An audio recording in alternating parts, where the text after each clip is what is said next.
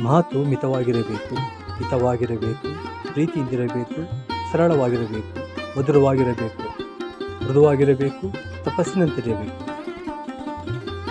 ಮಾನವ ಪ್ರಜ್ಞೆ ಜಾಗೃತವಾಗದ ಹೊರತು ಇಂದಿನ ಸಮಸ್ಯೆಗಳಿಗೆ ಪರಿಹಾರ ಸಿಗುವುದಿಲ್ಲ.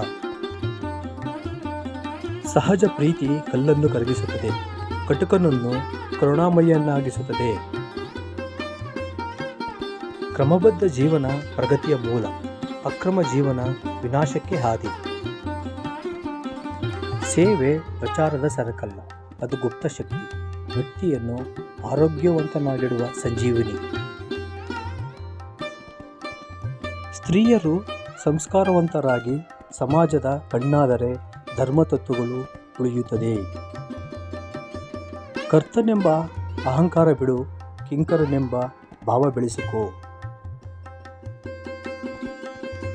ದೃಷ್ಟಿ ಪವಿತ್ರವಾಗಿರಲಿ, ಭಾವ ಶುದ್ಧವಾಗಿರಲಿ, ಬದುಕು ಭಕ್ತಿಯಿಂದೊಡಗೂಡಿರಲಿ. ಸಮಾಜ ಪರಿಶುದ್ಧವಾಗಬೇಕಾದರೆ ಜನನಾಯಕರು ನೀತಿವಂತರಾಗಬೇಕು. ನಮ್ಮ ಪೂರ್ವಿಕರಿಗೆ ಮಾನವೀಯತೆಯೇ ಜೀವನವಾಗಿತ್ತು. ತಮಗಾಗಿ ದುಡಿದ ಎತ್ತು, ಹೋರಿ, ಹಸುಗಳು ಸತ್ತಾಗ ಸಮಾಧಿ ಮಾಡುತ್ತಿದ್ದರೆ ಹೊರತು ಕಟುಕರಿಗೆ ಮಾರುತ್ತಿರಲಿಲ್ಲ. ಶಿಕ್ಷಣ ವ್ಯಾಪಾರವಲ್ಲ, ಅದು ದಾಸೋಹದ ರೀತಿಯಲ್ಲಿ ಪಸರಿಸಬೇಕು. ಉತ್ತಮ ಸಮಾಜಕ್ಕಾಗಿ ಜ್ಞಾನದ ಬೀಜ ಬಿತ್ತಬೇಕು. ಬೆವರು ಸುರಿಸದೆ ಯಾವುದಾದರೂ ಒಂದು ರೀತಿಯ ಕಾಯಕ ಮಾಡದೆ ಫಲ ಅನುಭವಿಸಲು ಯಾರಿಗೂ ಹಕ್ಕಿಲ್ಲ. ಪವಿತ್ರವಾದ ಮನಸ್ಸನ್ನು ಜೋಪಾನ ಮಾಡಬೇಕು. ಮದುವೆ ಸಮಾರಂಭಗಳು ಸರಳವಾಗಿರಬೇಕು. ಪ್ರೀತಿ ಪ್ರೇಮಗಳ ಆತ್ಮೀಯ ಮಂಗಳ ಕಾರ್ಯಕ್ರಮಗಳಾಗಬೇಕು. ಉಭಯ ಕುಟುಂಬಗಳ ಬೆಳಕಿನ ಹಬ್ಬವಾಗಬೇಕು.